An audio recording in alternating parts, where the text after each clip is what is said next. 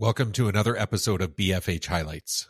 Today we're revisiting my conversation with Anna Solnickova, a fractional CFO who left a high-paying corporate role to start her own consulting business. Anna shares her journey of self-discovery, the challenges of entrepreneurship, and invaluable business lessons on financial strategy, growth, and leadership. Hi there, I'm Trevor Coote, and this is Business is Fucking Hard, the podcast where business owners pull back the curtain and talk about the realities of owning a business. We'll hear their stories, learn some lessons, and have some fun along the way. Thanks for joining us. Anna spent 20 years as a corporate accountant before realizing she needed a change. She took time off to reflect and identified 3 key personal values: integrity, transparency, and kindness, that shaped her next move. So I'm a CPA CJ, so I'm a chartered professional accountant, and I spent about 20 years working in industry, so I was working for other companies. And up until July 2023, I was working for a company in North Vancouver, and I had been there for 13 years. And at that point, I decided that I needed a change. So didn't know what that was going to look like, but I had resigned from that role, took about 2.5 months off, did a lot of soul searching. And the end result of that was that I had 3 key takeaways. I really wanted to make sure that I hone in on my core values of integrity, transparency, and kindness, and that whatever I do going forward is based on those pillars of core values. That I'm most fulfilled when I'm being helpful, and that I'm most happy when I'm being recognized for my authentic self. And the third takeaway was that life is what you make it. Many professionals reach a point where financial success doesn't equal fulfillment. Anna's journey is a reminder that aligning work with personal values can lead to meaningful success. Leaving a comfortable, high-paying role isn't easy. Anna went through deep introspection, supported by loved ones, to figure out her next steps. So for me, it was kind of a combination of things. My sister who lives in Europe was visiting for the whole summer. So it was an excuse to spend a lot of quality time with her. And just through a lot of deep conversations with her and my husband and getting their perspective on what they had seen me personally go through over really, I would say, the last 2 years when I started to feel my mental health deteriorating. I was in a position that was very well paid. I was making a lot of money, but I had become very unfulfilled. I had become unchallenged. I had become stagnant and very burnt out. And that was not going away. Despite how many trips I took, however many long weekends I took, I just could not shake this feeling of I'm unhappy. I'm very well paid, but I'm unhappy. And I'm selling my soul for a job that I no longer found fulfilling.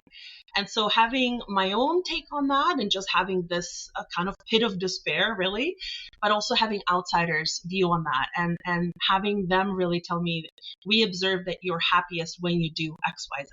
So it wasn't just an internal soul searching. It was also asking those people that I trust and rely on the most to tell me their perspective and what they had witnessed me go through over the last 2 or so years. This highlights the importance of taking time to evaluate what truly makes you happy, not just financially, but personally and professionally. Anna never planned on being an entrepreneur. Her shift happened organically after exploring industry gaps. I'll preface this with saying that I never envisioned myself being an entrepreneur. Like being a business owner and entrepreneur was never on my wish list. It's something that I actually fell into by accident, and it was the best possible accident that could have ever happened to me. I'm very much an implementer rather than a visionary. So there are 2 different styles of leadership and how you go about things. And I'm very much the implementer. So I thought, okay, I'll leave that job. I'll take a few months off, figure out my mental health, and then go and be a CFO somewhere else. And that was the plan all along. I had applied for a job, which when I applied, I actually didn't quite realize was a contract.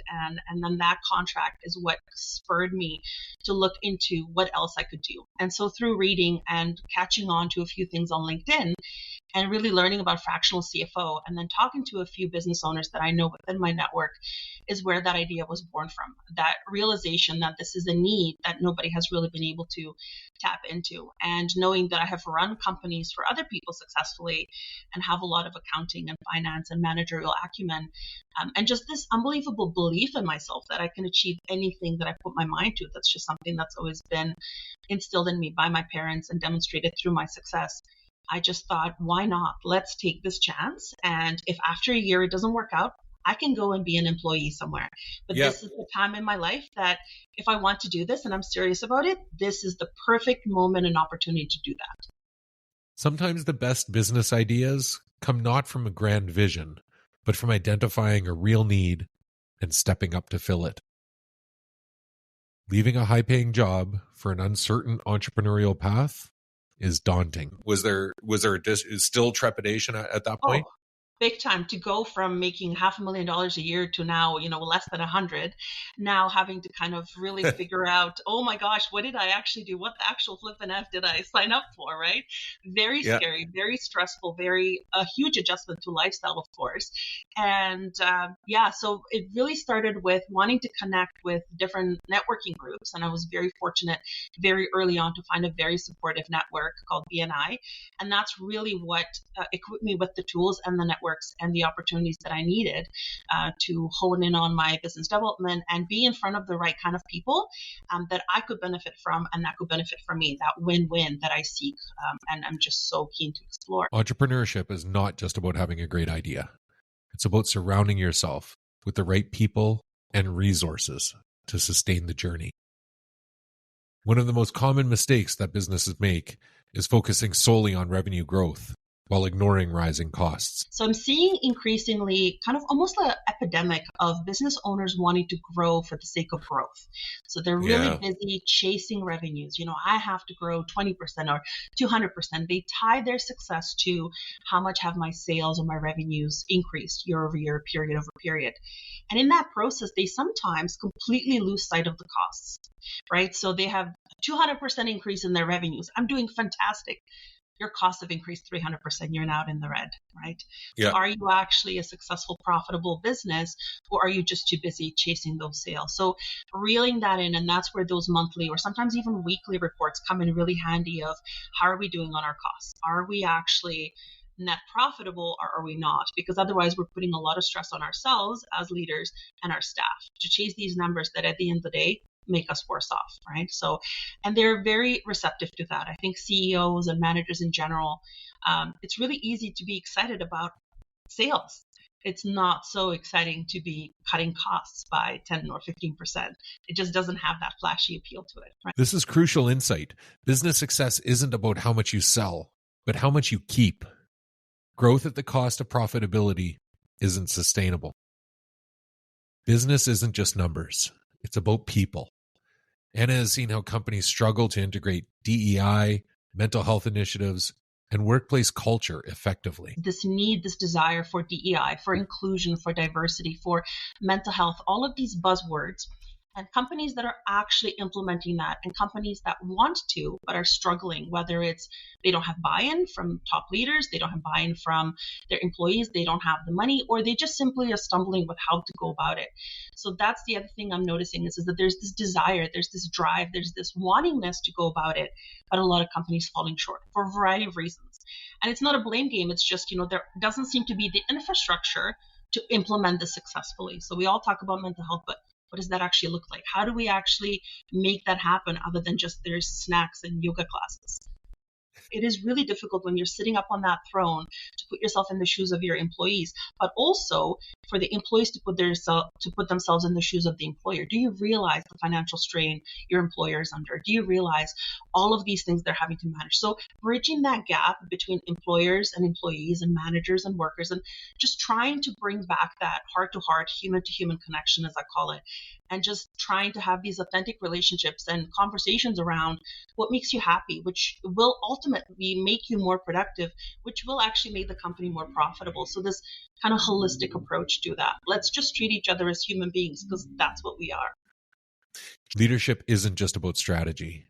It's about empathy. Engaged and supported employees drive long-term business success. Success in business isn't just about financial acumen.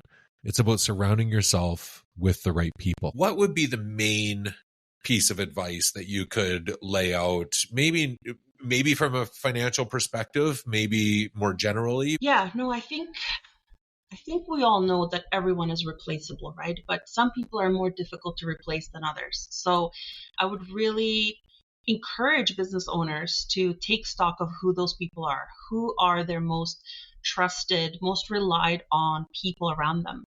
And it could even be outside stakeholders. We touched on your bank. It can be a really important pillar to your success. You have a good account manager that you get on with that will answer your email or phone call within a half an hour. Like, that is an important business partner.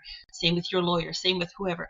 So really take stock and audit of who are those key people in your business, in your life, and figure out what motivates them, what drives them, what is their communication style, and make the interactions always pleasant. Have that person walk away from, wow, that was a great conversation. I feel really seen and valued and appreciated. That's how you earn trust. That's how you build longevity and loyalty. And then your business is really set for success. No one succeeds alone. The strength of your relationships can make or break your business.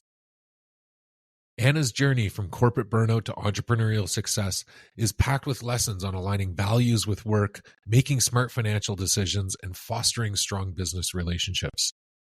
If you enjoyed this highlight episode, check out my full conversation with Anna on the Business is Fucking Hard podcast. Thanks again for joining us, and we'll see you next time.